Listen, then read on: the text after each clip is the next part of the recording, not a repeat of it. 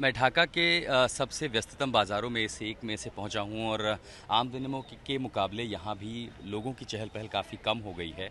और यहां भी सड़कों से एक स्थिति जो दिखाई पड़ती है वो ये है कि पुलिस नहीं है, यानी बांग्लादेश की सड़कों में, खासकर ढाका की सड़कों से पुलिस गायब हो गई है और कानून व्यवस्था की जिम्मेदारी अलग अलग संगठनों ने और उसके साथ साथ सेना ने संभाल रखी। मतलब आप सोचिए कि बाज़ार भी, जो बाज़ार हैं यहाँ लोग खाने पीने के लिए आते हैं, यहाँ पर भी आपको सेना ही दिखाई पड़ेगी। मेरे पीछे आप जिनको देख पा रहे हैं, बांग्लादेश की सेना यहाँ पर भी तैनात है। अब इसके आगे जैसे हम आपको लेके चलते हैं तो सड़कों पर चहल पहल बहुत कम है, लेकिन अगर कुछ बदलाव आपको दिखाई पड़ता है तो वो ये है कि पुलिस की जगह सारी व्यवस्था सेना ने संभाल रखी है। दरअसल लोगों का भरोसा पुलिस से बिल्कुल उठ चुका है और इसीलिए जो संगठन के लोग हैं, चाहे वो कैडेट कोर हों या फिर अब आर्म फोर्सेस हों, वॉलंटियर्स हों, स्काउट्स हों, बांग्लादेश स्काउट्स के लोग हों, उन्होंने मोर्चा तो संभाला है कि हालात को बेहतर करें। लेकिन एक ऐसा देश जहां कानून व्यवस्था, ट्रैफिक सुचारू करना पुलिस की जिम्मेदारी होती है, वहां पर मोर्चा सेना ने संभाल लिया है। और इसी से आप अंदाज़ा लगा सकते हैं कि फ़िलहाल उस मुल्क में स्थिति कैसी होगी। कि मैं जहां जाता हूं, जिस कोने पर,